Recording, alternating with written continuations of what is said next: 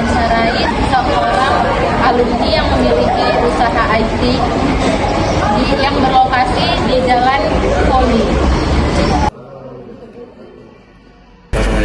Kok suaranya?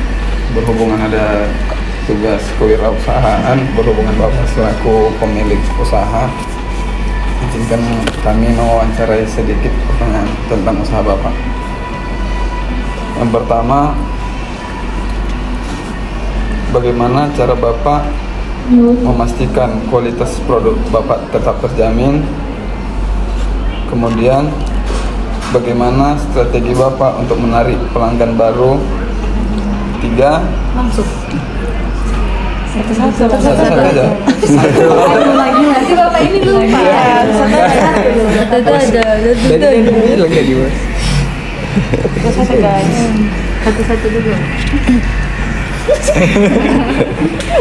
Udah dikat aja nanti. Iya.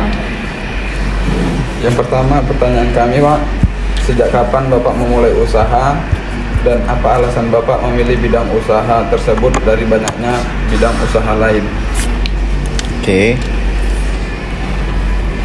Ya, ini memang mungkin kalian dapat tugas dari dosen ya. Tapi aku ini mau bercerita sama kalian, mudah-mudahan ini bisa memotivasi kalian ya.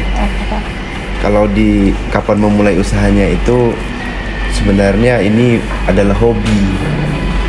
Ya, adalah hobi. Memulainya itu sejak dulu SMA. Sejak dulu SMA saya udah memulai usaha, walaupun bukan yang sekarang ini.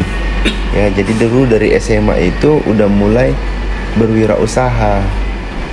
Contohnya seperti apa dulu? Mungkin zamannya kami jualan pulsa, jualan parfum yang botol-botol. Itu udah dimulai sejak itu untuk menumbuhkan mental entrepreneur.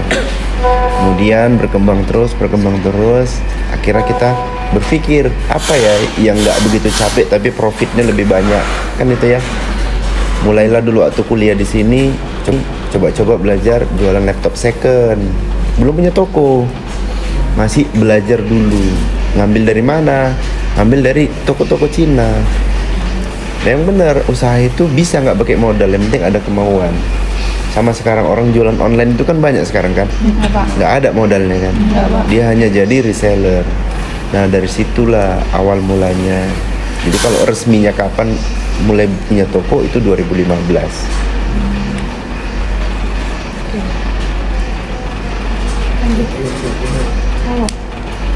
Selanjutnya Pak, apakah toko ini juga melayani penjualan secara online dan bagaimana perbandingan penjualan online dengan penjualan langsung? Nah, kalau sekarang kita memang udah banyak jualan online ya, tapi memang masih kita batasin karena ini kan lebih banyak jualan second. Jualan second itu kan punya resiko. Kalau online ini kita kadang-kadang capek untuk melayani customer yang di luar kota, walaupun udah ada beberapa kota sampai Kalimantan kita udah jual, Padang kita udah jual, bahkan orang Jakarta belinya ke kita. Jadi memang kenapa harus jualan online juga? Karena memang mengikuti perkembangan tren sekarang ini ya kan. Ya tujuannya untuk apa? Ya itu tadi, meningkatkan penjualan.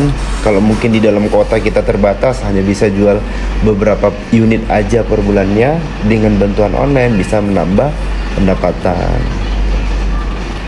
Selanjutnya Pak, apakah harga barang sering berubah mengikuti pasar? Kalau harga pasti, karena kalau elektronik kadang-kadang berubah aja, dolar ya kan berubah. Hari ini kita beli modalnya mahal, bisa-bisa besok turun, ya kan? Atau hari ini kita beli murah, besok bisa naik. Ya kadang-kadang memang seperti itu. Bahkan karena kendala pengangkutan itu bisa buat harga turun. Ya kan, lama kali pengangkutannya ini. Sementara kita beli udah lama ini, nggak nyampe-nyampe. Sementara harga yang lain udah turun ini. Tapi barang yang lama itu belum nyampe, itu mau sampai 92 bulan. Nah, itu kadang-kadang berpengaruh di harga namanya elektronik. Bahkan kita pun pernah jual rugi daripada tidak terjual, kan gitu kan, karena udah kelamaan barangnya itu kita jual rugi, itu pernah terjadi. Untuk pertanyaan selanjutnya Pak, selain buka usaha ini kan Bapak punya pekerjaan lain nih sebagai dosen. Bagaimana cara Bapak memastikan produk Bapak itu tetap terjamin gitu dengan Bapak mengerjakan pekerjaan yang lain gitu? Ya, jadi memang kita memang harus multitasking ya kan. Untuk mengejar kesuksesan kan nggak harus dari satu jalan ya kan. Jadi ya dosen juga bisa dikerjakan sambil-sambil. Untuk membagi waktunya saya rasa nggak sulit lah. Yang penting kita prinsip pertama kalau mau jadi pengusaha adalah harus punya rasa percaya dulu. Nah kalian juga kalau nggak punya rasa percaya sampai kapanpun kalian nggak akan bisa jadi bos. Contoh gini, kalian punya rumah nih, kalian pakai satpam, kalian nggak percaya sama satpamnya, terakhir siapa yang jaga rumah? Kita sendiri, nggak jadi bos kan? Kalian punya mobil ini, harusnya punya supir, tapi kalian nggak percaya dibawakan orang supirnya. Terakhir siapa yang nyupir? Jadi bos nggak? Nggak kan? Nah saya pun gitu, saya punya toko laptop. Kalau saya nggak percaya sama anggota, siapa yang jaga toko? Bapak, ya kan? Nah, jadi yang penting adalah harus punya rasa percaya. Mau nanya Pak, di data penjualan laptop Bapak per bulan, produk apa yang paling profit di per bulannya itu Pak? Kau yang lebih tahu. Dia nanya yang udah tahu ya kan. Sebenarnya kalau yang paling banyak sih itu merek HP ada, kemudian merek rata-rata sih merek luar ya, HP, kemudian ThinkPad sama Dell. Kenapa? Karena pengalaman saya sejak tahun 2015 sampai sekarang itu barang yang bagus ya, maintenance-nya juga gampang, itu merek-merek tadi. Saya rasa ya dibanding dengan merek-merek yang lain itu spare part-nya gampang rusak. Ya barangkali ada juga yang memang pemakaiannya nggak bagus, tapi dari pengalaman barang itu setelah terjual sama customer jarang komplain kembali. Jadi kita banyak stoknya itu tadi ThinkPad, HP sama Dell yang dari luar negeri. Apalagi? Pertanyaan selanjutnya Pak, selain laptop, produk apa aja yang Bapak jual di toko Bapak? Kalau di toko khususnya sih laptop, elektronik lah, tentang IT ya.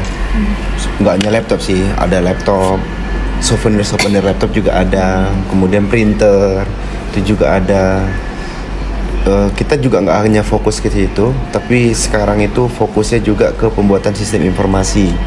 Jadi di Simalungun sama Pemko, pemerintahan kota itu ada beberapa instansi itu udah buat aplikasi, kita yang buat dari toko. Srifki ya salah satunya yang buat.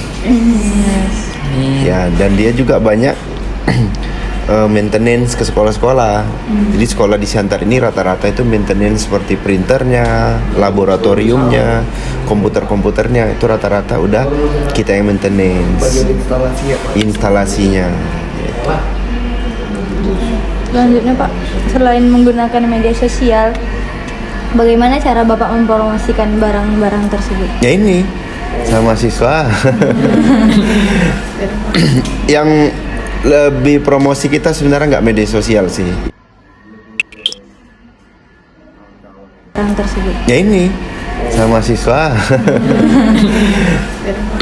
Yang lebih promosi kita sebenarnya nggak media sosial sih, ya lebih ke kawan-kawan ya, dari mulut ke mulut sih udah banyak kan. Karena memang dari dulu emang walaupun media sosial kita layanin, tapi itu untuk jualan second itu susah untuk media sosial. Kenapa? Mereka langsung bandingkan nanti ke Yang baru. iya, ke baru gitu ya kan, garansinya gimana gitu. Jadi rata-rata udah kenalan-kenalan yang atau customer yang udah lama itu yang lebih mempromosikan. Ambil aja di sana laptop ada garansi misal gitu, dan orang lebih yakin seperti itu. Karena orang jual second ini kadang-kadang banyak kan, di black market ada banyak gitu kan. Dan kita pun sebagai pembeli kan takut, kadang-kadang kan takut. Ya nanti kalau bagus, ya kalau enggak. Nah, jadi dari situ. Dan kalau ada pun kami di black market juga kita ada jual. Di Instagram ada jual, ya kan. Di Shopee juga ada jual. Nah, tapi kebanyakan yang beli itu saat ini masih yang offline, yang datang karena memang rekomendasi orang. Dan ada juga yang datang karena melihat media sosial, tapi datang juga ke toko. Gitu dia, untuk melihat secara langsung lebih puas. Gitu. Agak. Itu loh tanya. Apa kesimpulannya, Bang? Kesimpulannya Pak, kita harus pinter-pinter. Pertama tadi, kalau cara Bapak mau menjadi bos itu harus percaya. Apapun yang terjadi itu intinya harus percaya. Percaya dulu ya. Iya Pak. Iya, itu modal utamanya percaya. Kalau dari kau? Berani memulai intinya. Berani? Iya, mulai. Artinya apa? Kalau memang sudah ada kepingin mau jadi pengusaha, entrepreneur apapun itu ya, mau bidang apapun itu ya, jangan pernah ditunda. Masih sekolah kok. Jangan. Mulai dari sekarang, kalau memang ada keinginan, ada bakat. Bayangin aja tuh, kalau kalian pagi-pagi datang ke pajak perluasan, pernah nggak? Pernah ya, pajak Oros pernah ya. Mungkin kalian pernah nggak lihat nenek-nenek yang udah tua di situ jualan? Bayangin, nenek-nenek yang sudah tua, dia bisa jualan, dia bosnya di situ, dia jualan dan menghasilkan duit pada pagi hari itu. Nah, gimana kalian yang masih mahasiswa ini, masih minta duit sama orang tuanya? Ada juga yang udah kerja, ya kan? Tapi kira-kira seperti itu. Nah, itu entrepreneur, bener-bener. Jadi harus dimulai, apapun itu, yang kecil-kecil aja, dari hal yang sepele, yang tanpa modal. Contohnya apa? Jualkan laptop di Primcom, nggak ada modal, ya kan? Iya Pak. Aduh Pak. Bos, ketutupan itu bos, wawancara orang ini bos. Masuk keren Pak Lawan. Oke, silakan lah tutup. Terima kasih. Terima kasih atas wawancara dan telah meluangkan waktu pada siang hari ini, Pak. Sorry. Udah mau kuliah juga. Semoga apa yang Bapak berikan, apa yang Bapak jawab tadi bermanfaat bagi kami, dan semoga kami juga bisa menjalankan usaha seperti yang Bapak lakukan. Amin. Saingan kita. Saingan. Apa yang dia Pak? Apa yang dia? Oke. Terima kasih ya Pak. Sama-sama. Terima kasih Pak.